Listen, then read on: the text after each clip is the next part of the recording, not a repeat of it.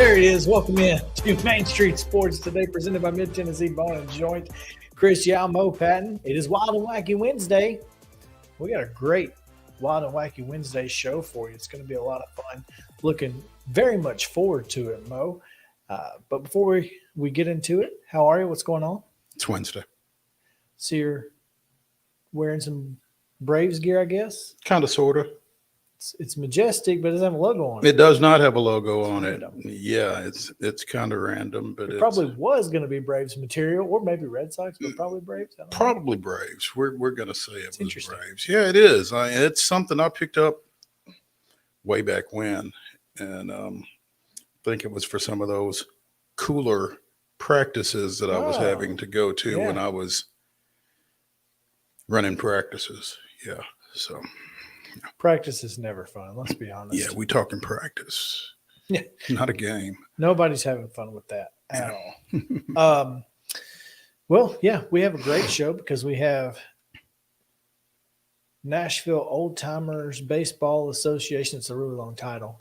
Skip Nipper. Yeah, I don't think they really gave it a lot of thought when they came up with it. But yeah, Skip Nipper's going to join us. He's talking about he's got a big event coming up this weekend.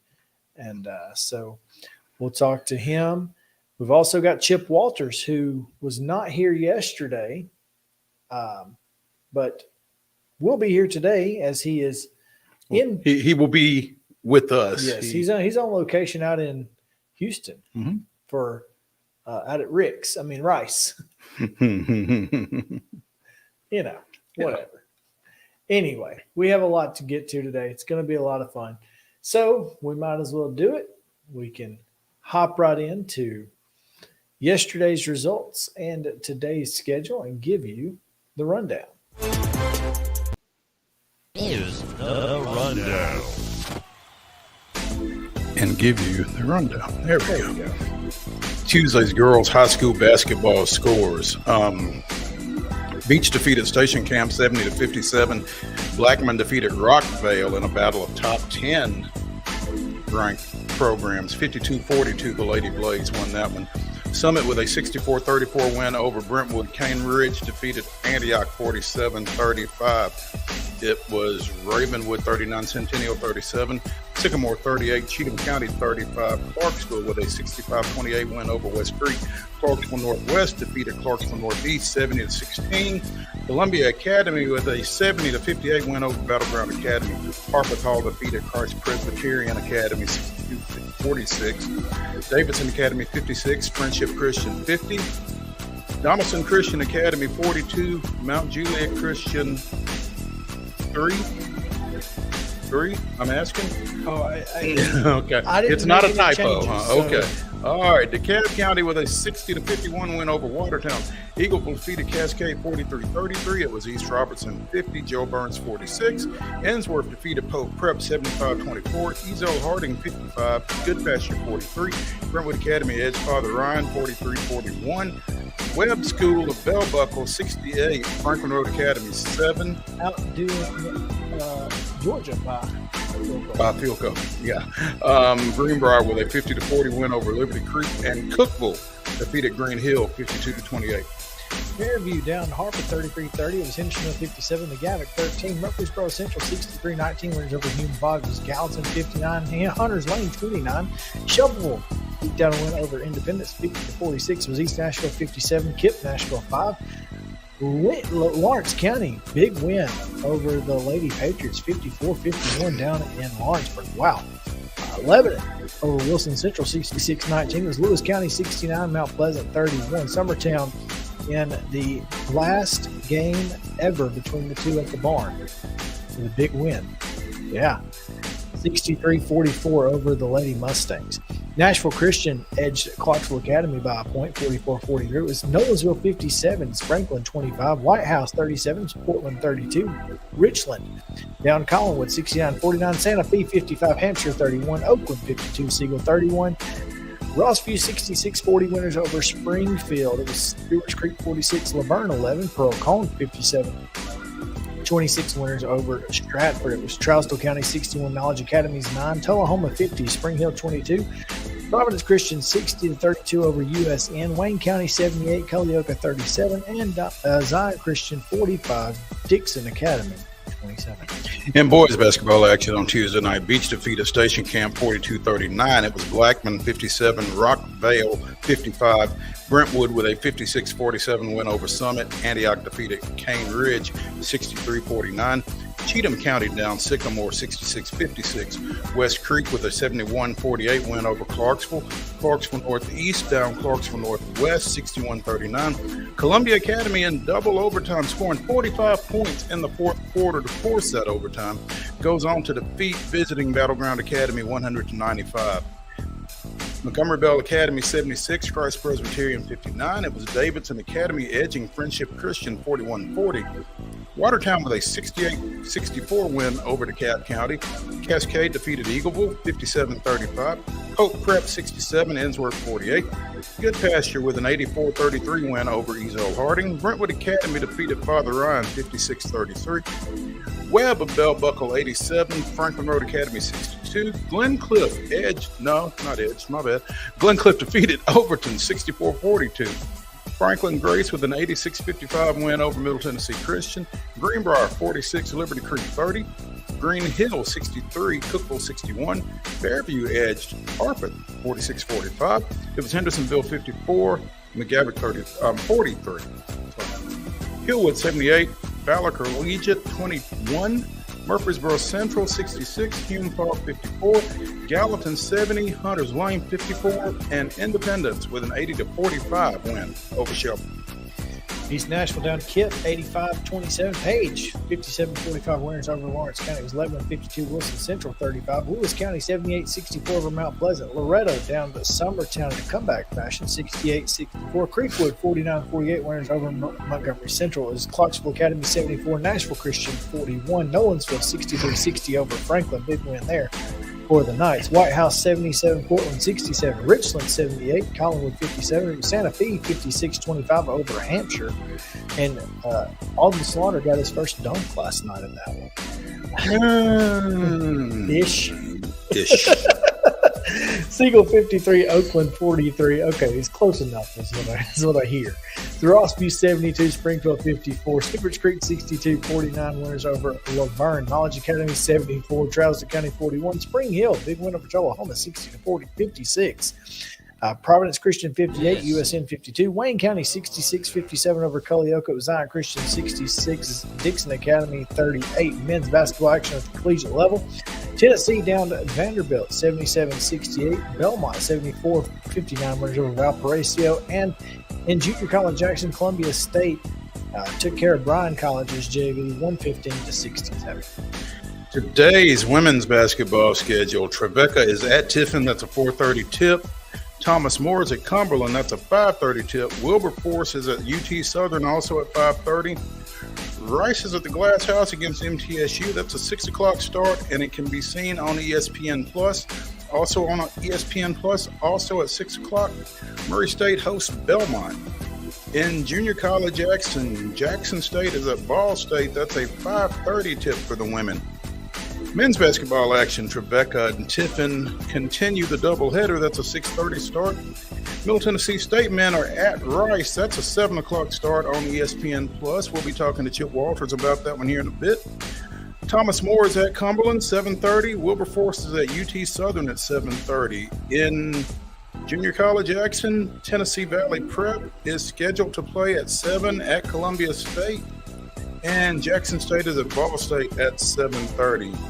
NBA action, and if this sounds familiar, well, there's a reason for it. The Spurs are at the Grizzlies. That's a 7 o'clock tip tonight on Valley Sports South. Second verse, same as the first. Yeah, because these two just played at the FedEx Forum on Monday. But hey, who are we and what do we know? Preds continue their swing through Canada, playing at Toronto. That's a 6:30 p.m. start on TNT. And that is your rundown.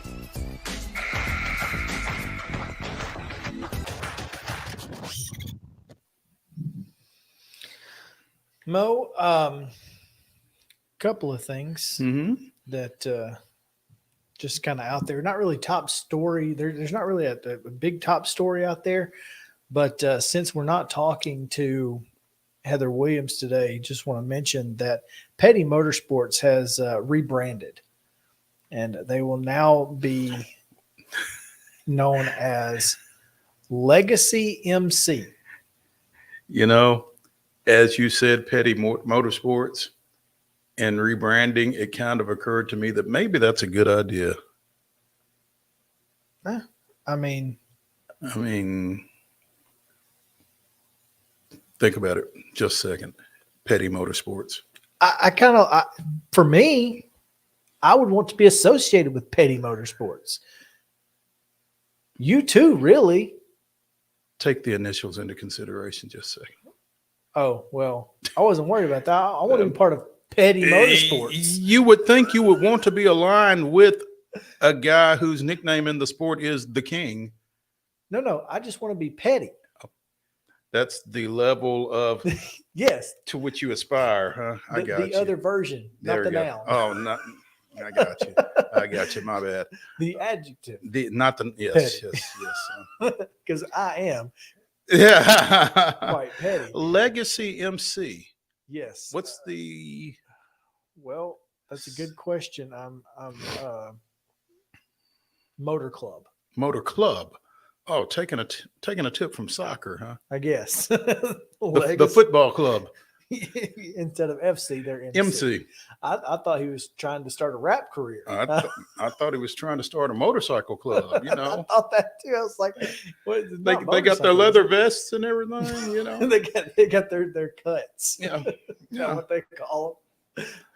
I only know that because I watched Tulsa King. That's the only reason I know what. How is cuts that? Are. It's fantastic. Is You've got to watch it. It's so good. Also trending right now, 4,000, nearly 5,000 tweets about the Braves for whatever reason. I don't know what they've done today, but that's interesting. I think what they've done is not sign Carlos Correa. Okay, well, that's he passed his physical, so congrats. Did to he? Minnesota. So they did actually. They put him through one, and he passed. I'm pretty sure the physical was that guy. Exactly. That's exactly who performed the physical too. Yes. You're fine. Just go. Just go. Whatever happens, I guess. Oh man. Anyway, Oh, there's that's hilarious. it, He it, just had to find somebody who whose was physical he could pass. So, how did he pass the? Maybe that's why he signed with the Twins last year. well. The Twins clearly know any issues he may or may not have. Or don't, because their physical is. And that's what I was getting ready to say. I mean, he had to pass a physical last year, right? What he signed a 1 year deal with the Twins, right? He played with the Twins all year. So if he has any medical issues that they feel like are going to be an issue, they know about him. He's been there 365 days. How does that work though? I mean, you leave, you have 10 or 12-year contracts negotiated with somebody else, and then you come back to the team. How do you go back there? How do they bring you back? I mean, I guess they needed a shortstop. I don't know. it just seems like it would be really uncomfortable for everybody. You would think. And what did he sign? 6 years, 200. Mm-hmm. Good for that's him. that. I mean, that's not nothing. No, I mean the So AAV is pretty high. 32 plus. Yeah. That's far more AAV than you'll ever get in Atlanta. So Rightfully so. well, I mean, for anybody, I don't know that anybody's worth 30-something million a year, even if it is for 6 years in your prime. You with a correct tibia. yeah, or whatever he's got. I Yeah. mean, that's a problem. So, good. I don't fault Atlanta for not getting involved with that. Again, I think Atlanta's just trusting Ron Washington at this point. And you know what? I don't necessarily have I don't know why you wouldn't. Yeah. He's proven himself time and time again. So, have you seen this class action lawsuit that has been filed against Vince McMahon and the WWE? No, have not. Well, co-CEO Stephanie McMahon has resigned following reports of a sale to a Saudi Arabian company of the WWE. So this is interesting. Vince McMahon, who owns 81% of the shares of WWE, it's a public company. He owns 81% of it. A class action lawsuit from someone among the other 19%. Yes. Yeah. Alleging that this would negatively affect their sharehold or their holding. They're not wrong. Obviously not going to they're not going to be a public. It's going to be a private company. So now, I mean, you're going to get your money and probably plenty of it, if I had to guess. But you're not going to maximize it. You wouldn't think. I mean, the fact that WWE is being sold to a Saudi company is kind of crazy. Like someone said, Vince McMahon waking up one day and just deciding to sell the WWE to a Saudi company is the most Vince McMahon thing ever. And it truly is. That is the wild. Like I woke up today, I haven't seen a wrestling post in ages, and my entire timeline is full of what's going on today. So, kind of crazy. I mean, the Saudis are buying everything, man. Money spends, I guess. They can't take it with you. I guess I don't know that. I guess they believe you can. I'm not sure, but some folks believe you can. I don't, but that's neither here nor there. No. whatever their beliefs are, I guess. I mean, this is with what we saw with LIV in the Live Tour, and now with the WWE. How concerning is that for American sports fans? I honestly feel like the people that are fans of professional wrestling in the WWE won't care who owns it. I'm more concerned about the other, like the future of what Saudi folks may be thinking. Hey, let's get involved in, I don't know, football.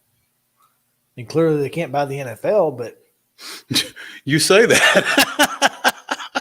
I mean, this is what I'm saying. Like that, I'm from what I understand, you see all these richest people in the world lists. They're not. The richest people in the world are Saudi princes. They're like multi-trillionaires. They can, I mean, should we be concerned as American sports fans of what could potentially happen? They've reached into golf again, now sports and entertainment with wrestling. I don't know. Is baseball next? I mean, you say, should we be concerned? I mean, what if you are concerned? What can you do about it, though? I don't know. That's why I'm just like, this is kind of weird. This is kind of an unprecedented and something I never thought of. Like, what does this do? Does this change things? Maybe, maybe not. I don't know. Or is it just a laundering operation? I don't know that either. You said the quiet part out loud. I just don't know. Yeah. Like, I mean, this is weird. Why do you care about wrestling? Why do you care about golf? I mean, these are questions. Maybe somebody grew up a Tojo Yamamoto fan. You never know. It's very possible. Look, I mean,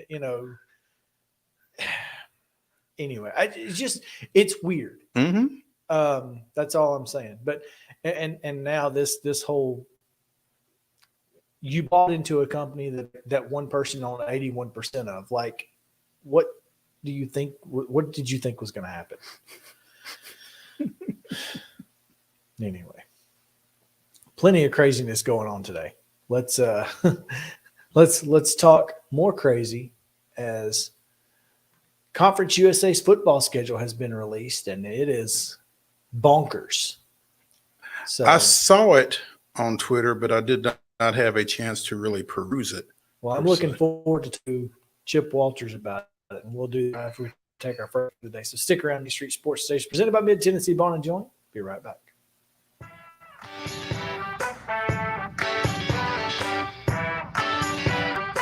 Mid-Tennessee Bone and Joint treats your orthopedic injuries and existing conditions. Our trained physicians will get you back in the game faster.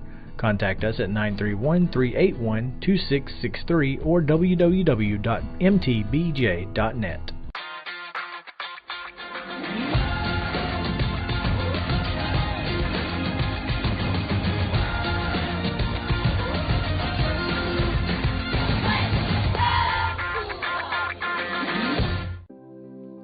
Custom Stone Handlers supplies over 600 distributors and suppliers with quality stone products. Along with River Stone, we produce and distribute over 100 building, landscape, and other bulk products. Our goal is to provide quality products, service, and partnerships to ensure our customers' success. We firmly believe that the measure of any person or company is how they treat other people and customers.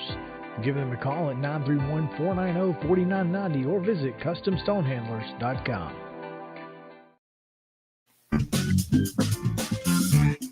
Short. Welcome back in Main Street Sports Today, presented by Mid-Tennessee Bone and Joint. We are joined now by the voice of the Blue Raiders, Chip Walters, and talking a little MTSU men's hoops and some college football scheduling. Probably some women's hoops. Craziness. Too. Well, the women are just so good right now, man. They're just fantastic. But Chip, how are you, man? What's going on? Doing okay in Houston, Texas. Getting ready to take on the Rice Owls at venerable Tudor Fieldhouse, which is the only arena that I've been in that, in addition to banners for championships or tournament appearances, things like that, they also have banners for their Nobel Prize winners and Rhodes Scholars. So and I guess, hey, when you got it, flaunt it, right? There you go. Smoke them if you got them. That's right. I guess they've got some. Do they have some College World Series banners up in there as well? Not in there, but over at Reckling Park, I'm sure they do. But obviously, they've made some trips and have gone through a little bit of a downturn, but they're on their way back as well, and they've got a good history with that. Chip, let's start there with tonight. Obviously, Middle has been kind of up and down since conference play started. The loss out in San Antonio, but obviously the win against Western Kentucky, and then come back home and fall earlier this week. What going against the 11-4 Owls? What do they need to do tonight on the road to get back on track? Well, they need to, number one, they've got to shoot the basketball a little bit better. You look back at those last three that you mentioned. The loss at San Antonio is the one that, if you look at it, you say, that's the one you probably should not have let get away. You had such a bad stretch early in the second half that got you down by 17, and then to still come back and tie the game. And they hit a last second three to win it.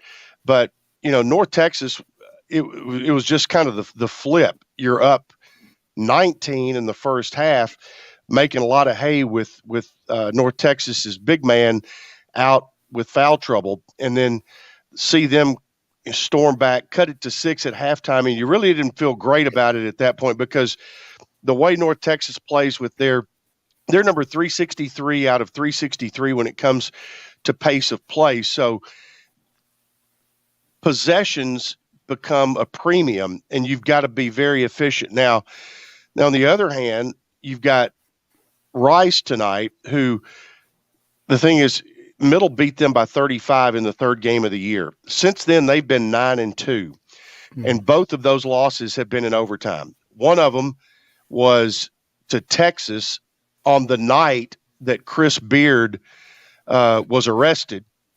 And so obviously Texas was kind of in flux, but that all happened in the morning. That night, Rice takes Texas into overtime and loses by 3 or 5, something like that. And then this past weekend, they lose in overtime to Louisiana Tech. Outside of that, they had won.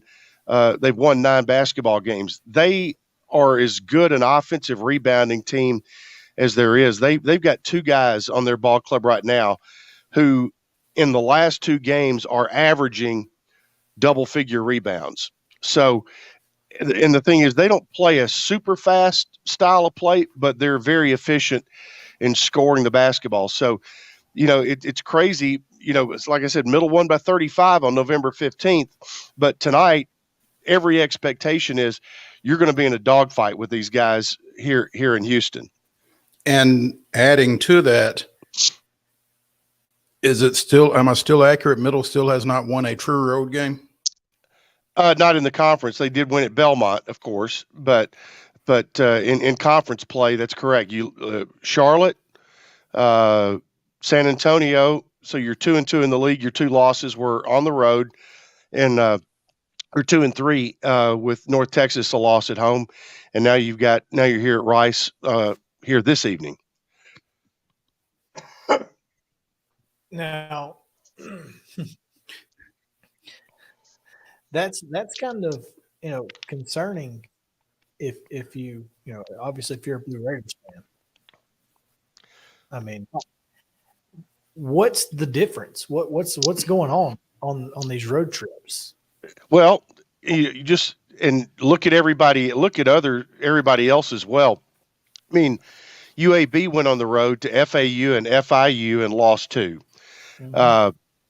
It's just that life on the road is tough, and you're not playing in front of 23,000 at Rupp Arena, but teams play. Teams play a little different at home, play with more confidence. Now, I don't think anything's going on per se. It's just that the home court advantage is what it is. And Conference USA is pretty good from top to bottom. And that now makes a difference. That's right. And this year at the top is really good because FAU, who, I mean, there's people who still find it hard to believe, they're a top 25 net team right now. UAB is very, very good. Western Kentucky is, you look at that collection of talent they have, and you can't hardly believe what their record is. They're going to bounce around. Middle returns almost everybody from a year ago, and right now is 2-3 in the league. So there's going to be a lot of beating up on each other at the top. Charlotte has gotten way better from a year ago. So there's in North Texas, like I said, North Texas is really the team that has taken defense and rebounding on the road and made hay with that. Everybody else has had a hard time away from home.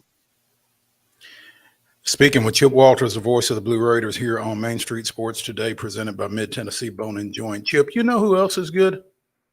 The Lady Raiders. The Lady Raiders, exactly. The Lady Raiders. I remember we visited after Thanksgiving weekend when they went out to Vegas and split a pair of games against Texas Tech and Missouri State, and really felt like they let that Texas Tech game get away. Well, they've not lost since. Take a 10-game winning streak into tonight's game in the Glass House against Rice. And a lot of folks are noticing because MTSU is second among others receiving votes in this week's Associated Press poll. So basically they're number 27 in the top 25. Yeah, I mean the win over Louisville obviously got a lot of attention. They always play a tough schedule.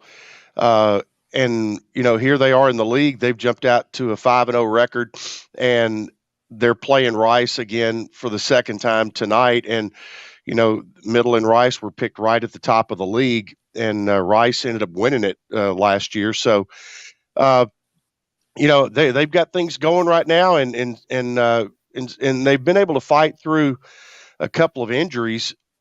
Savannah Wheeler, for one, and hopefully she'll be back tonight. But the transfer from Marshall has been a really good score, and Ksenia Maleshka has just been outstanding. She was Player of the Week and on the NCAA starting five last week. So she's really been able to focus in on what she does very, very well, and more pieces are coming together, and you've got the young lady who has all of a sudden been scoring in buckets recently. So they're getting points from a lot of different places in their lineup, and a team is hard to shut down when they've got that many sources of basketball revenue, so to say. Yeah, and you just feel like Rick Insell is always going to find something to coach off of to not allow even a team that's won 10 straight to rest on its laurels. They won 74-68 out at Rice just before Christmas, and I'm sure that they've been reminded of how close that ball game was as they head into this one here tonight. Yeah, they trailed in that game up till right at the end of the third quarter, grabbed the lead right end of third quarter, beginning of the fourth quarter, and from that point on, they were able to build a 3 to 5 point lead, keep that lead, and also be able they hit their free throws down the stretch and did what a good team does to win a road game. Following this game here tonight against Rice, they've got back-to-back road games at UAB and at Charlotte before they have a stretch of 3 straight at home. And the way the conference schedule falls, that's kind of a rarity, isn't it? It is, but just as rare because of the Conference USA mirrored schedule. The guys will come home for UAB and Charlotte on Monday and Thursday. Wow. And then they'll leave for 3 straight, going to Louisiana Tech, FAU, and FIU. So And this is the weirdest schedule we've ever seen from Conference USA, and it is a 20-game double round robin schedule. But the way that it has always been pretty standard that you would go play 2 on the road, come home, play 2 on the road again, come home and play 2. But this is the third week of the main part of the conference schedule. Everybody had to play an early game in November or December, but now we're back into the swing of things. This is week number 3, and it's the third week in a row that the middle men have had to go on the road for a Thursday game and then come home. And ironically, do not play on Saturday. The men or the women don't play on Saturday, but they do play 3 games next week, Monday, Thursday, Saturday. And everybody in the league plays tonight, and everybody in the league will play on Monday for an MLK Day game. Well, I am personally going to be doing the best I can to make it over on Monday, just to watch the nation's leading scorer. Hopefully he's held to a minimum that night. Hey, hopefully. For Yeah. your, I won't even be mad if UAB loses. I'll be happy for you, Chip. But speaking of weird schedules, what a segue. A professional Well, is that's what you are. Chip Walters. Yes.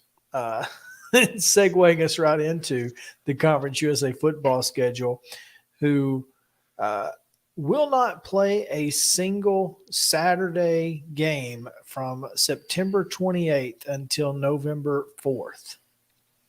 The entire league. Nobody will play on Saturday. It'll be all midweek games. That part of the schedule was announced month or 6 weeks ago, that they were gonna do that, very similar to Maction in November. But some people love it. There are some people who say, well, it's hard for me to get there on a weeknight, but you're going to play Tuesday and Wednesday the entire month, except I think the Middle Western game is on a Thursday night. But it is, I think in this day and time, you've got to be creative in scheduling. And if I had a choice of playing midweek games, I would rather do it in Conference USA cities in October than in Mid-American Conference cities in November. Amen.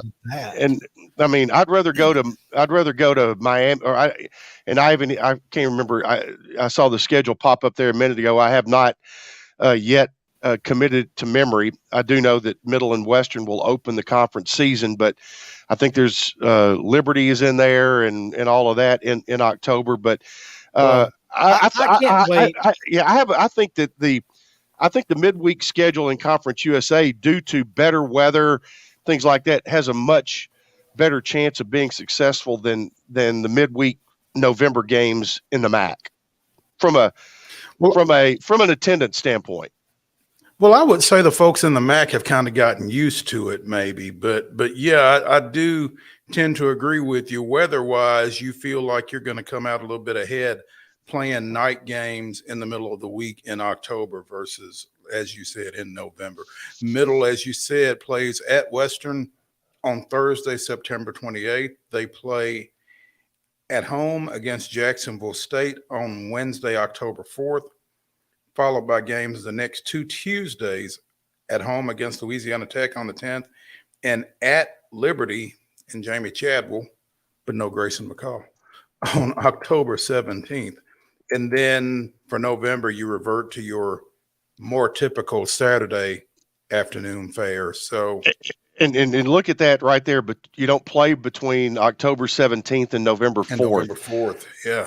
That's a pretty long stretch there. That's almost a new season when you come back in November on November 4th at New Mexico State. So yeah, the open date for Middle. I mean, you've got a bunch of weekends open, but you've got your true open date weekend will be there somewhere late October. But there was some talk to avoid that. There was some conversation of playing a conference game in week 0, that everybody would play a week 0 game, but obviously they were able to work it out to where all of those fell during that month, that September 28th, and over the next 4 weeks from there. So it is interesting. It is different. A lot of questions still have to be answered. For me, it's like, okay, when do we do the coaches show? We normally do it on Monday. Well, that's not going to be it, but just, other things like that. But, That's dude, think about that. yeah, That's I mean, tough. yeah, there's all kinds of scheduling, different things that you would normally do. Like now, Monday's going to be a travel day, or Tuesday, depending on what day your game is. But, I think that where the league should be applauded is doing something. And because they have been accused a lot of times of not doing anything, but in this case they have, and they've gotten creative with the scheduling. And I think, what it means is you're going to play 2 of those at home, 2 will be on the road. And so make events out of them while you can. Chip, I am on the website at goblueraiders.com, and I am trying to click on the groundbreaking ceremony for the Student Athlete Performance Center that is scheduled for next week, and I'm having a tough time doing so. But, the groundbreaking ceremony for the Student Athlete Performance Center is scheduled for January 19th, which I guess is a week from tomorrow, right? Week from tomorrow. It'll be on Thursday night, and at 4:00 actually, so 2 hours prior to the men's game with Charlotte. There are those that would tell you that that's a facility that's kind of been a long time coming, I guess.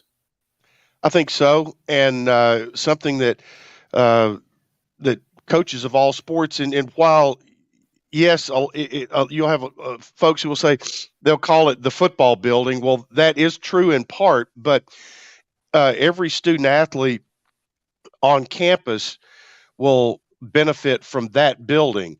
And that's why the name of it is the Student Athlete Performance Center. And it's got as you can see right there, a really nice look to it. And there will be a groundbreaking per se ceremony, but the actual construction on it will begin right after the basketball season. So you're going to have the new tennis complex, which is already the old one has been demolished, and the groundwork is being done to start coming out of the ground on that one. You're going to have this, and you're also going to have the Peterson Plaza over at the baseball stadium. You're going to have all of those going at one time here pretty soon.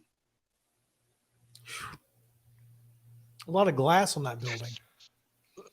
It's right next door to the glass house. Keeping up. Now, I guess this will be the same glass maybe as the new glass in Murphy Center. I don't know. That's a very good question, but I don't have the answer to. But Sage Glass did the new glass in Murphy Center, so I don't know whether this will be the same or not. But the new glass in the glass house is fantastic, and the tricks that it can do are pretty doggone nice. So I would hope that a similar product goes into this building. 29 days away from softball too. Man, it's crazy. Things are just speeding up these days. That's right. And baseball will start. They'll play February 17 through 19 down in Conway, South Carolina, and then we'll be home for 16 straight games after that. Oh, wow. That's a heck of a homestand. Yeah. Last year it was 16. It was just the other way around. If they flipped and were on the road for, I think, 15 straight or something like that. So, well, let's just hope for good weather. Absolutely. Yeah. All right. Chip, enjoy Houston. and enjoy the ball game tonight. Hopefully, you guys can come back with a win. Yeah, bring back a win, dude. Yep, need to do that. I'll take a little extra. You heard me cough a couple of times. I'll take a little extra cold medicine before the game, and maybe that'll put us over the top. We'll see. Well, don't take too much because we don't want you falling asleep. So, understand. Yeah. Chip Walters, voice of the Blue Raiders, joining us here on Main Street Sports today, presented by Mid-Tennessee Bone and Joint. I almost went blank there, as he does every Tuesday. Chip, we appreciate it, man. Have fun. See, talk to you on a Tuesday next week. All right. Even when it ain't Tuesday. Yeah, exactly. He does it every Tuesday except yesterday. That's right. Oh man. Well, we've got some hoops to continue talking about. Tennessee and Vanderbilt last night, as well as an SEC upset. We'll talk about that as well when we come back on Main Street Sports today. Stick around.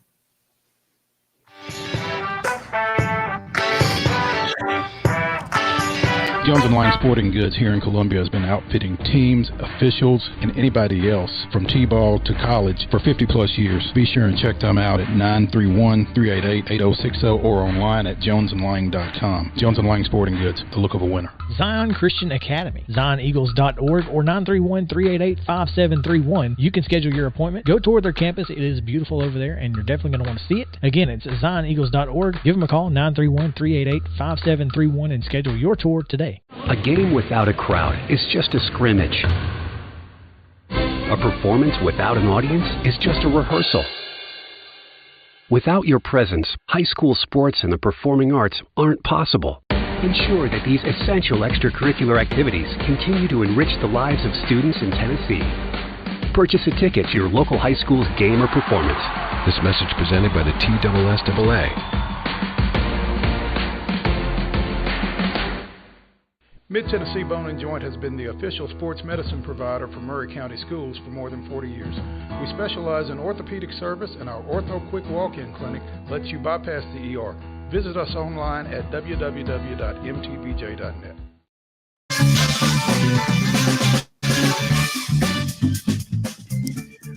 Welcome back in Main Street Sports today. It's presented by Mid-Tennessee Bone and Joint. Mo, Tennessee had to withstand both early and late pushes from Vanderbilt as they trailed at halftime last night.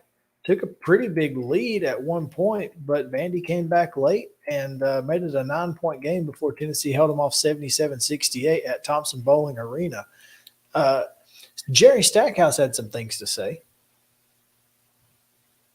Don't know if you happened to see his quotes after the game. Well, I didn't. Well, I'm pretty sure. Oh, you think they were places other than? Yeah, I think no, I did not I see. saw it from Rex Road. To answer your question, no, I did not see any of his comments. Stackhouse said, they play hard and all this has been pretty normal. And he said, but Vescovy does some things you probably shouldn't do, but if he's on the team, you'll love him. So there's that. Okay. Yeah. I look, apparently there was some controversy with the officiating. Apparently even Dane Bradshaw mentioned that it was poor officiating, but I'm going to be honest with you. We've not had good officiating in the SEC for a long time now. So you just kind of got to play through that, right? Well, I mean, you can have not good officiating. But when you get bad officiating, I guess that's when it starts to be a problem. But I think the officiating is probably worse depending on where you are in the standings to some degree. I mean, everything tends to affect you a little bit more when you're struggling. Yeah. So. But, like you said, Vanderbilt took the lead on a buzzer-beating layup right at halftime to go up 39-37. Tennessee comes out, scores 9 straight to open the second half, pushed it out to, I think it was 62-46, maybe. Yeah, and it was before Vanderbilt was able to muster some consistent offense down the stretch, just kind of dug themselves too deep a hole against the number 5-6 team in the country. Yeah, I mean, Tennessee is a really good basketball team, and I didn't think Vanderbilt was even going to be close in this one. So the fact that they were able to find a way to, and here's the thing, score 68 points. It kept it within double digits. I mean, less than double digits by the time the game was over with. I mean, the 68 points I'm a little shocked by, if I'm being honest. I think I saw that the 39 points they scored in the first half was the most that Tennessee has given up in the first half. Certainly would not surprise me. So, especially from an offense that hasn't been, particularly dynamic much of the year, but they were able to get the ball inside. The big 7-footer Minnesota transfer Liam Collier. I can't remember his last name off the top of my head. Liam was his first name. Yes, I know who you're talking about. But he had a big game. I mean, in the first half particularly, and if you're gonna beat Tennessee, that's one way to do it. Robbins, there you go. Yes, that's one way to do it. Is pound it inside and make Idu and some of those other guys, beat you inside. And if you can beat them, you're going to have a chance because Tennessee's going to, they're going to try to beat you on the perimeter offensively. Mm-hmm. Yeah, the perimeter and maybe the mid post with Kamwa and some of those other guys. They're not necessarily punching it down on the block. No, exactly. So anyways, big win for Tennessee. To hold Vanderbilt off. Mm-hmm. I think that's kind of what like I said, not sure what Deacon Barnes said at halftime, but he might have gotten to the hellfire and brimstone speech. I'm not sure, but they certainly came out with a vengeance. The halftime. Bigger win was a little bit further up I-75 last night. Bigger win or bigger loss, depending. Let's address the positives first, because this was Lamont Paris's first Southeastern Conference victory. That's big, especially considering you just lost to Vanderbilt and you thought that you had a chance to win that one. Mm-hmm. So I don't know that anybody in the country outside of the South Carolina bus heading up to Rupp Arena thought they could win the game. I wonder how many of them did. Clearly enough. Well, there you go. As South Carolina downs Kentucky and 71-68. Is that right? John Calipari has a fan kicked out of the arena. What? For holding up a sign that says, please go to Texas. Had him kicked out of the arena. What a loser. That's weak. That's really weak. I mean, I obviously don't have the photo on. That's what you're concerned with? I mean, that's right there. We're blocking. Wonder how many folks he's blocked on Twitter. Justin at Sophie, Sophie Meadors, Meadors. That's it. That's weak, man. That's disappointing. Really, it's not to me. John Calipari's a loser, and I've always known him to be a loser. And this just further confirms his character. Look, I never. You know who I thought it was at first? I thought it was actually Mark Stoops with a mustache and a pair of glasses. Apparently, it wasn't. I don't know. I guess it wasn't Mitch Barnhart either. Then, right? Might have been. His buyout's $200 million, so they're not getting rid of him otherwise. I'm just saying. That's bad. Look, that's just so bad. It is. You can't kick a fan. Did you hear after the game? He's getting yelled at while he's on his post game radio show, and I mean, you can clearly hear the guy yelling. I mean, he hears him in the headphones. It was bad. It's getting bad. And there's nothing they can do about it other than plant a burner phone with some suspect phone numbers in it. And Hugh Friesen. At the only Sweeney. I'm not kidding. Calipari should invite the Texas sign guy to get the UK experience like he did the coal miner. Well, especially after he had him kicked out of the ball game. Surely they didn't make him leave. Surely they just relocated him. And maybe took his poster board. Yeah. I hope so. But I mean, even that is bad enough. Even that is bad. That's not a good look for a guy in the middle of everything else that he's got going on right now with his team. At Jordan Moore, I'm begging a Tennessee fan, please have a sign at the game Saturday that says, please keep Calipari. Yes. And which that would kind of be some fantastic turnabout right there, because I remember back in the mid-90s when Wade Houston was at Tennessee and wasn't very good. And Rick Pitino was his biggest fan. Oh, yeah, absolutely. He was. So yeah. Keep him around. We're not done with him yet. That is, yeah, I mean. Speaking of coincidences, by the way. Oh, there are coinky dinks. Jeff Drummond with Cat's Paws will be joining us at 3:00 Friday. Oh, that should be fun. Man, I feel like Kentucky basketball is in this weird backpedal right now, and it's not necessarily the players' fault. I think a lot of this is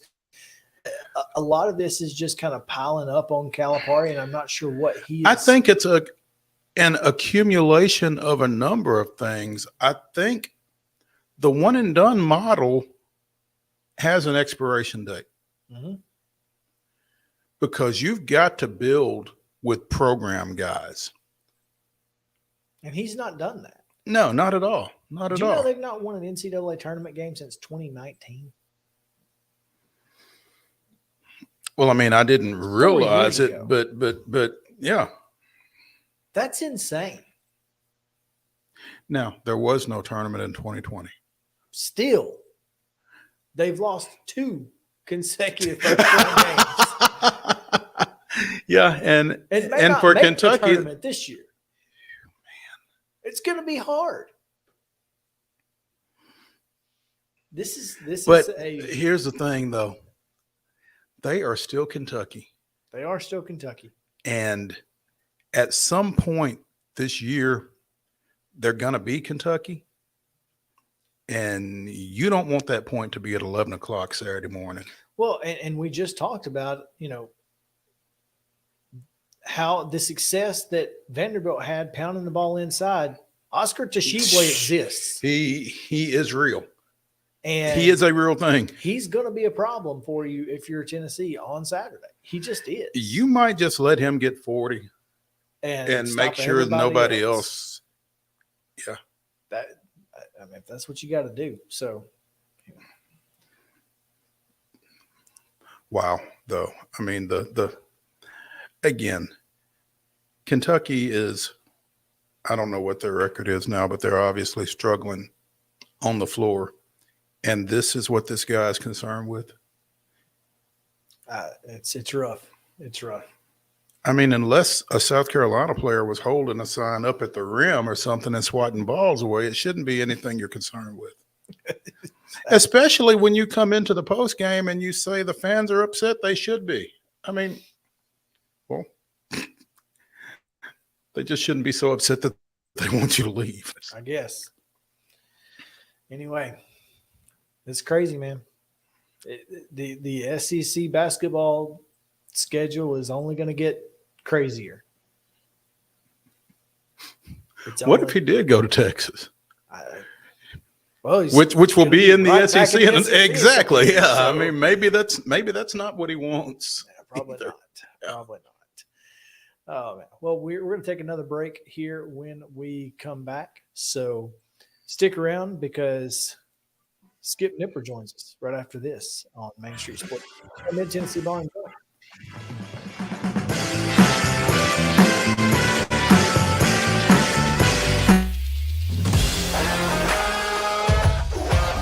Hockey Wacky in Music City just hits different. It's one big honky-tonk party. It's the sea of gold in the crowd. The goals, the saves, the celebrations. It's an experience like no other. Don't miss a minute of the action this season. Visit NashvillePredators.com/tickets to get your seats today. That's NashvillePredators.com/tickets. And we'll see you at Bridgestone Arena. You've been putting back a few, and a few becomes a few too many. For a moment, you think about calling for a ride. Nah, you live nearby. What's the worst that can happen? You get pulled over, your insurance goes up, you lose your license, you total your car, you kill someone.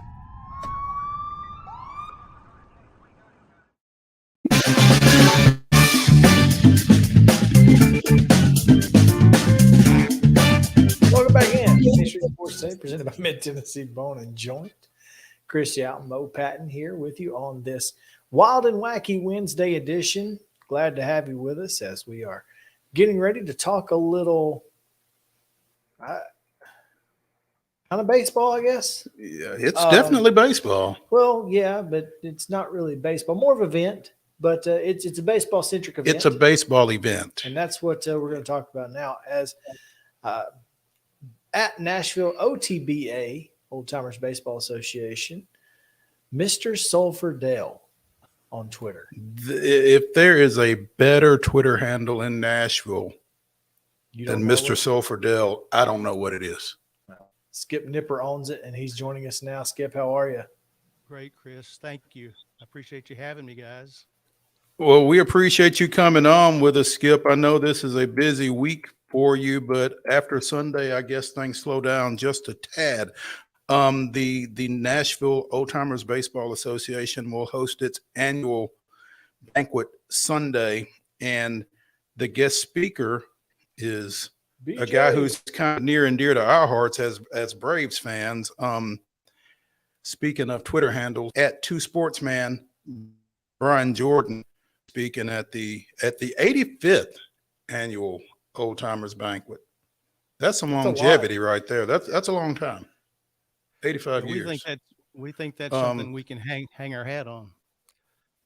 I would think so. And I feel like, Skip, you've not been there for all 85 of them, but this has become quite an event in Nashville over that period of time. Yeah, the group got together in 1938. Basically, was a hot stove event at Shacklett's Restaurant at 5th and Church, and we've been fortunate enough to maintain that every year. It's been an annual event. We have had some members until they passed away that had attended every event, like Junie McBride. He was there at the first one. He passed away a few years ago, and we always relied on him to tell us the stories of the old days.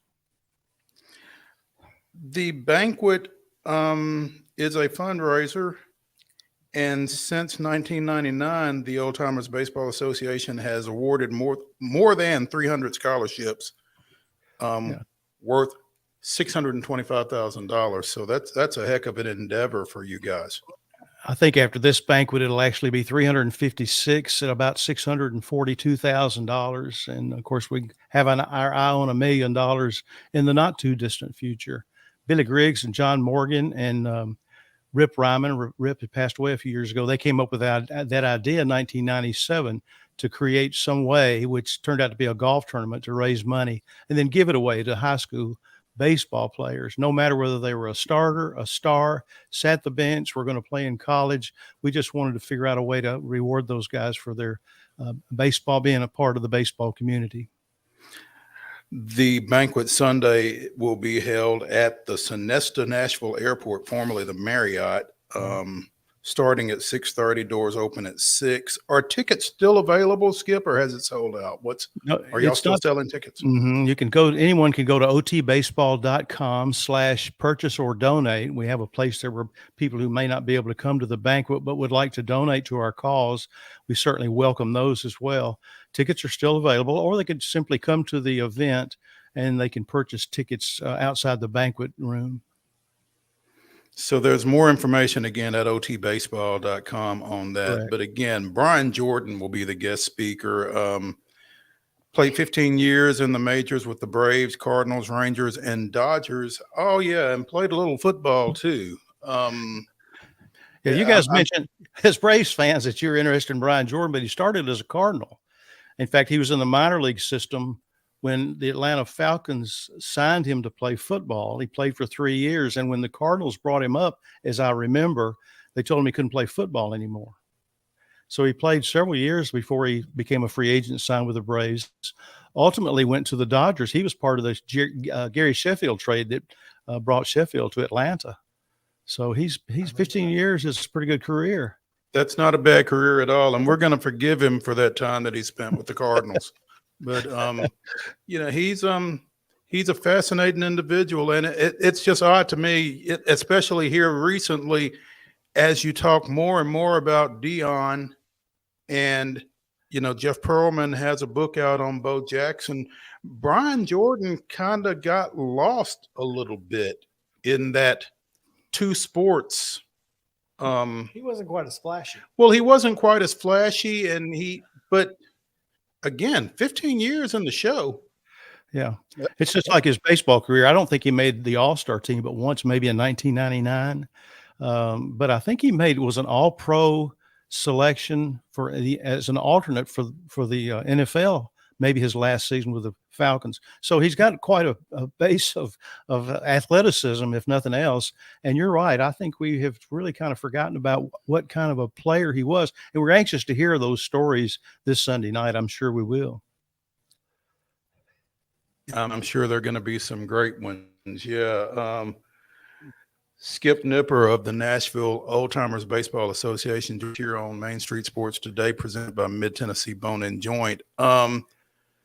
Skip, obviously, Brian Jordan is going to speak on Saturday. You guys are going to present a few scholarships. On Sunday. What else will take place during that event Sunday night? Well, we're going to honor Jim McGuire as our Mr. Baseball each year. We give an award to a person who has been Mr. Baseball in Nashville for the past year. And Jim McGuire, certainly the baseball coach at Ball State, formerly at Middle Tennessee State University. We're going to honor him. And then we'll introduce some of the players who played in Summer League balls, World Series teams, champions, and then MVPs from those respective leagues as well. It'll be a great event. I mean, we had a golf tournament. We raised about $40,000, and we're going to give $32,000 away this Sunday. We love that more than just about anything. Now, you're giving those scholarships away, and you said that it doesn't matter whether you were a starter, whether you rode the bench, or whether you're playing college ball, or whether you're done. What is the basis for those scholarships? How do you all determine your winners there? We ask the young men who apply for a scholarship to include a letter from themselves, a letter from their parent or one of their parents, from two other, either their principal or two other people from the school, because we're interested in how they serve their community, what kind of grades they made, not necessarily what kind of a player they get, although we get some of that information from coaches and others. It's really not a basis for us. And the biggest one is need, where there's a need. And there are plenty of those guys. It was a tough selection choice for our committee. Billy Griggs and Jim Forkham, former councilman, and Russ Piles and I were on that scholarship committee this year. It took a while to go through all those scholarship applications and come up with what we think is the correct list. I don't think we missed anybody. Certainly, it's hard to not award every kid that sends in an application, but we do have our criteria and we stick to that. Skip Nipper joining us here on Main Street Sports Today. Skip, you've been around long enough to watch this city grow into something massive. And my guess is that there is a large contingency of probably our audience and beyond who have no idea what Sulphurdale was. And as a Birmingham native, obviously Rick Woodfield is near and dear to my heart. So right. Sulphurdale is kind of a big deal to folks who are from Nashville and from the Middle Tennessee area. Tell folks about, Old Timers Baseball Association and how you have kind of helped keep the memory and legacy of Sulphurdale alive. Well, first of all, I did not give myself the name Mr. Sulphurdale, but I did take it. When somebody called me that one time, I thought, well, hey, what can be better on my Twitter handle? So baseball was played in Nashville as early as 1860. We can tell only by newspaper reports. If it wasn't reported, we don't know about it. During the Civil War, there was no mention of it, obviously, because there were other things to write about. But the place that everybody played ball was what later became Athletic Park. And that's very close to where the First Horizon Park is today, between the Bicentennial Mall and about 3rd Avenue. That was Nashville City Park. And a baseball park with grandstands were built there. 1908, Grantland Rice, who was a Tennessean reporter here at the time, wanted to come up with a name. And as he liked to write in rhyme, and he came up with this idea, calling it Sulphur Springs Dale. And he shortened it to Sulphurdale. The name stuck, and everybody loved it. So when they turned the ballpark around in 1927, before the season began, it added an endearment to the baseball fans of Nashville. He literally turned the ballpark around so that the batter's back was to the state capitol. Now, the old ballpark, Sulphurdale, and First Horizon Park overlap today. There's a bronze marker in the first base concourse that says Sulphurdale home plate. And that's quite a testament, I think, also to memorializing Nashville's baseball. I think that Nashville is a great baseball town. Nashville Sounds draw great crowds. There's some movement about bringing Major League Baseball to town. So, I mean, and you think about all those amateur kids that are playing, the colleges. We have 3 D1 colleges between Belmont, Lipscomb, and Vanderbilt that are within 5 miles of each other. And I'm not sure there's any other city in the country that can say that. But if you go to, if you look up some of these players that are playing today, they got their start here in Nashville. Yeah, it really is cool. And Skip, you've been around for pretty much the advent of, certainly from the Sounds startup back in the late 70s up to this point. And you've seen a lot of those guys that have come through here and help kind of memorialize, to steal your phrase, a lot of maybe the last 45, 50 years of baseball in this town, and even further than that. I mean, as I would think, as people think of Nashville baseball history, certainly the name helps, but yeah, Skip Nippers is one of the first names that comes up. Well, I'm grateful for that. There are others in town that I know that research Nashville baseball too, that give great testament to the history. We can't let that history get away from us. That's the whole reason I do this. I want people to understand how important Nashville baseball history is. If I can put in a shameless plug, I podcast at Skip's Corner usually I produce it on Monday mornings. In fact, you're in the Skip's Corner studio right now. It's also known as the baseball bedroom. My son's coming in for the weekend and for the event. He'll be staying right here. So if Chip Walters can do it from his bedroom, one of his bedrooms, I can do it from mine. So, but anyway, absolutely. We've got to keep those stories going. They're too rich. The players, the main thing that I really like to get across today, if I may, is too long we left out the history of Negro Leagues baseball. And it came to light in 2020, when Bob Kendrick at the Kansas City Museum, the Negro Leagues Baseball Museum, finally put emphasis on the history of Negro Leagues baseball, and Major League Baseball elevated several seasons of Negro Leagues baseball to Major League status. So those teams are now getting their due. Turkey Stearns was born here in 1901, was elected to the Baseball Hall of Fame, mainly because he was such a great player with the Detroit Stars.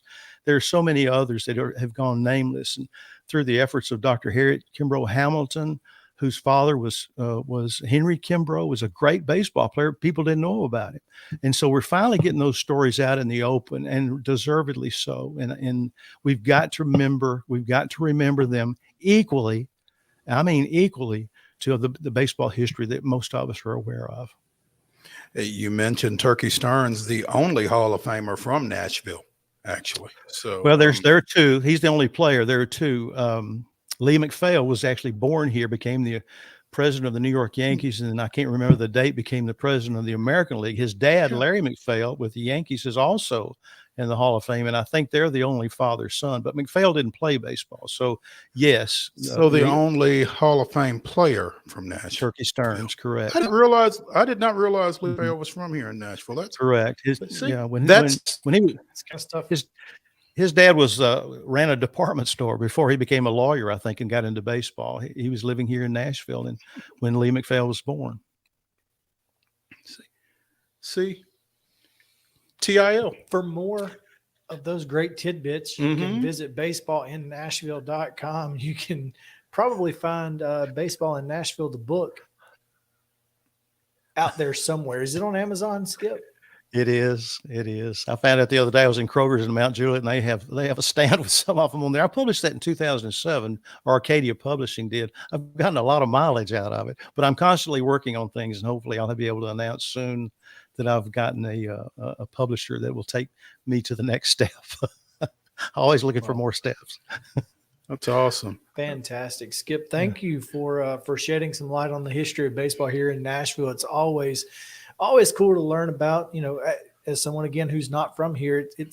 I'm one of those people. Or as someone who is from here. Well, I have always been a fan of, learning about the history of the place where I live. I mean, there's so much history right here in Murray County that, that I learn every single day. And so, more about Nashville, the more I learn, the more I love it here. And I think it's important, because otherwise we're going to lose that history, like you said, Skip, and we don't want to lose that.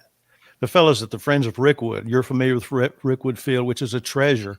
I think they started it in 1913, maybe. They built it and started playing games. They still play games today. Now, I can only imagine if we would have maintained Sufferdale and kept that ballpark, even with that right field hill that was 262 feet away from home plate, but 22 and a half feet above the playing surface. So that would have been a little wild. But had we maintained that, kids could have played on that today, and it would have been a treasure, just like it is at Rickwood Field today. Well, it is the oldest professional ballpark in the country. Rickwood is, thanks to that one game a year. Yeah, I'm gonna have to make my way down there, but it's a Wednesday. We'll have to make a day of it. It's always on a Wednesday. There we go. Again, the Nashville Old Timers Baseball Association will host their 85th annual banquet on Sunday at the Sonesta Nashville Airport. Brian Jordan, former Atlanta Braves outfielder and current member of the Valley Sports broadcast team, will be the guest speaker for that. And so for more information on the bank, to otbaseball.com. Skip, appreciate you taking some time with us this afternoon.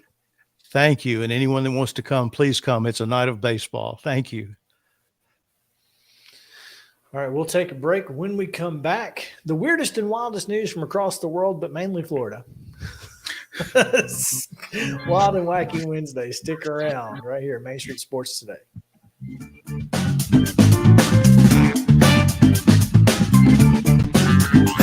This is Chris Yow with Main Street Sports Today. Every show, Mo Patton and I welcome friends from all across the sports landscape, from high school coaches and reporters to national, college, and pro sports personalities. You never know who might stop by for a chat. She's on Thinking Out Loud, presented by Regions, and Out of Pocket with Alyssa Lang. It is, in fact, Alyssa Lang. I'm a little nervous. I'm going to lower the bar for guests now. Oh, no. Apologies in advance. It sounds like SEC Commissioner Greg Sankey. You got that radio voice. I do. It's a good sound. I miss radio too. As do we. And then here's the other thing. You guys, you're spot on with the name. Everybody wants to be on Main Street. Everybody wants to be on Main Street. So, and we reach every main street in Middle Tennessee, Coach. Yeah, that's it. So Perfect. When you are on Main Street and you are moving, you gotta love it. Like you're moving. I was impressed. I'm glad someone.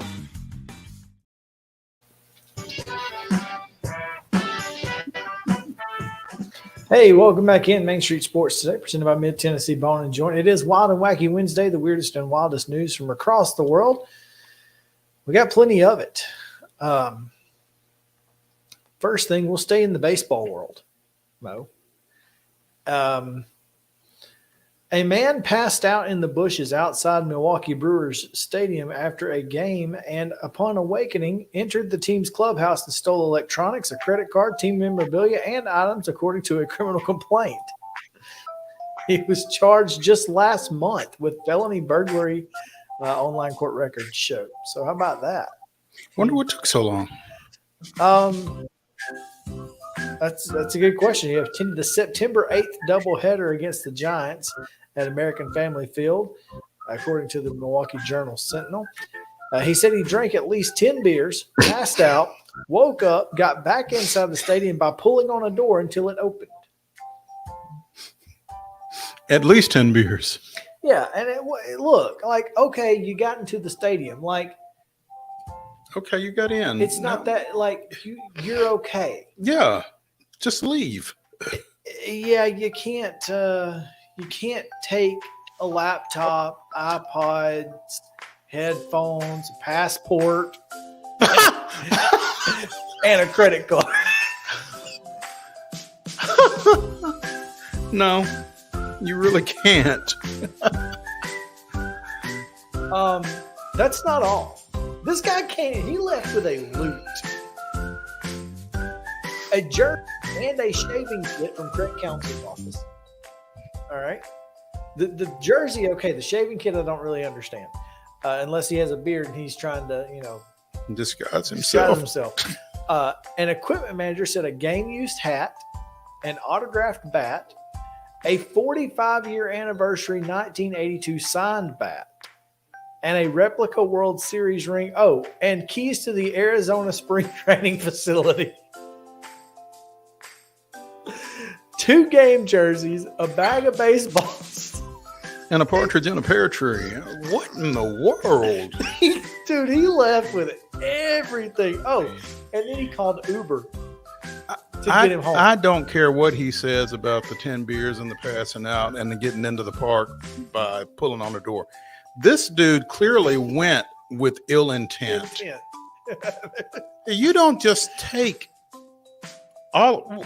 For one thing, how do you get out with all of that? A duffel bag, because a very large duffel bag.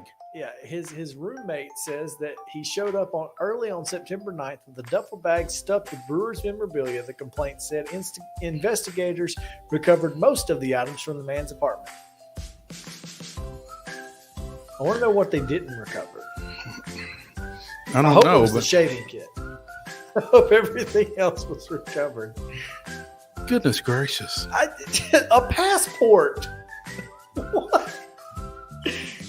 I'm telling you, man, that's we've had some pretty wacky stories on Wild and Wacky Wednesday. That's up there. That one, yeah. That one got me. That's okay. The Associated Press titled the story "Stealing Home." He stole everything but home plate.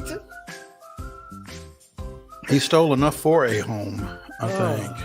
My goodness. All right, let's go to Florida. You remember Dr. Love, the 18-year-old who got caught posing as a doctor? Well, he's headed back to prison. Mm-hmm.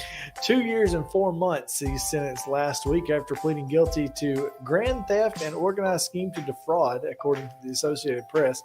In 2020, Robinson was working as a salesperson for a company that connects shippers with trucking companies. Instead of having customers make payments to the company, he would send the money to accounts he controlled.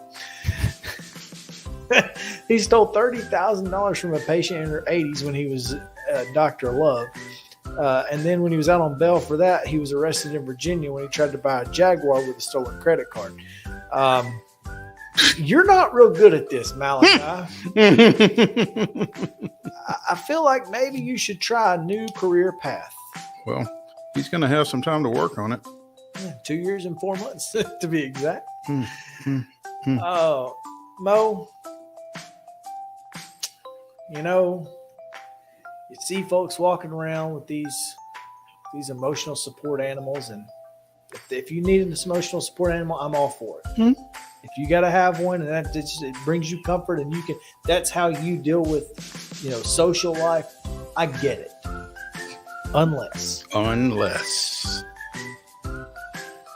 Unless your emotional support pet is a boa constrictor and you're trying to get on a plane. No. We've seen this movie. No, we know how it ends. Your emotional support does not get to create emotional stress for me. No. That's not how this works. Bartholomew. If I see one more. Bartholomew, a boa constrictor who was in a traveler's carry-on bag at Fly TPA last month in Tampa. Woman claimed the snake was her emotional support pet.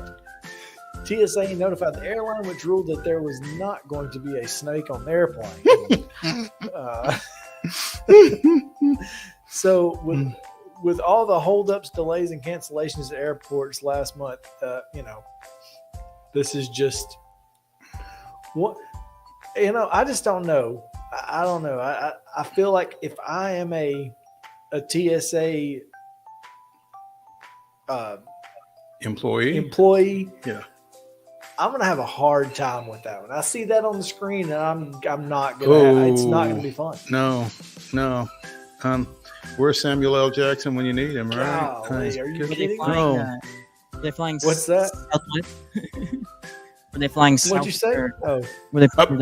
Oh, down here. Southwest? Trying to look like a snake. Bad joke. All right, head up. Yeah, Southwest. That maybe all they're taking these days are people with emotional support boa constrictors. Right. Like, sure. It wasn't like a garter snake either. Like a boa constrictor is like the strongest snake in the world. In a bag. Yeah. Now, what kind of if Jake carried his in a bag. If this snake decides it doesn't want to be in this bag, it can get off. That's kind of what I would figure. Yeah. And everybody. I bore of this and just no thank you. If you don't like it, we stay in Florida. An Orlando man went on a rampage in a Winter Garden smoke shop, causing thousands of dollars in damage, police say. He then turned on officers, hitting one with his car and then bit another, but not before he took a dance break in the middle of traffic. What? We've seen this guy before, haven't we, Justin? Oh, wacky. Yeah, seriously. Saw him this morning. Malik Smith, 27 years old, facing charges of resisting an officer with violence, 2 counts of resisting an officer without violence, battery on an officer, failing to obey law enforcement orders, aggravated battery on an officer, criminal mischief of $1,000 or more. He was in jail on Saturday, according to Orange County. He went to a mobile gas station and walked over to 592 Smoke Shop and hopped on the counter and started destroying display cases, just left and right. While police were taking statements on what happened, he drove back and tried to walk toward the store, and he ran off when officers tried to stop him. He jumped back in the car, drove around the parking lot, and all of a sudden I'm getting Uneasy Rider vibes from Charlie Daniels here. I just couldn't pass up chasing them all around the parking lot. I wonder when the bite comes into play. How did he get out of the car, then bite somebody, and then go away again? Like a quick bite and then run? 30 minutes later, Officer Joshua Rios was driving to a different call when he saw Smith dancing on the roof of a black Nissan Altima in an intersection. He was able to pull him over at a 7-Eleven. He got out of the car, walked in. Rios was telling him to stop, and he didn't. And instead of following him inside, he just waited till he came out, and then that's when he bit Rios in the left thigh. Gotcha. Then they brought the K9 in and said, well, if we biting folks, we will bite back. I'll see your bite. Raise you back. And I'll raise you Bruno over here. Yeah. Wow. Man. People are brazen these days, man. Clearly. It is nuts. Particularly in Florida. Yeah. They obviously didn't have their emotional support constrictor. If he just had his emotional support, none of this would have happened. Yeah, I'm not going to get into the details, but if you want a wild and wacky story, just Google Laverne Police Department. Oh, That's it. Just Google it. It's wild, it's wacky, it's fun, but we're not getting into it here. no, no, because this is a family show. Yes, Google it. It's great. It's not safe If you're into that kind of thing, yeah, it's NSFW for sure. Yeah, it should have been there. It was not safe for work there, clearly, because none of them works there. Yeah, got fired. So there you go. That's going to do it for the show today. Appreciate you guys hanging out with us here on Main Street Sports Station, presented by Mid-Tennessee Bone and Joint. Tomorrow, we've got Gallatin Boys basketball coach Bobby Luna will join us tomorrow, and second guest TBD. But Friday, we've got Jeff Drummond of Cats Illustrated, and second guest TBD. Yeah, so we're working on it. We'll see you then on Main Street Sports Day, presented by Mid-Tennessee Bone and Joint, 2:00 tomorrow.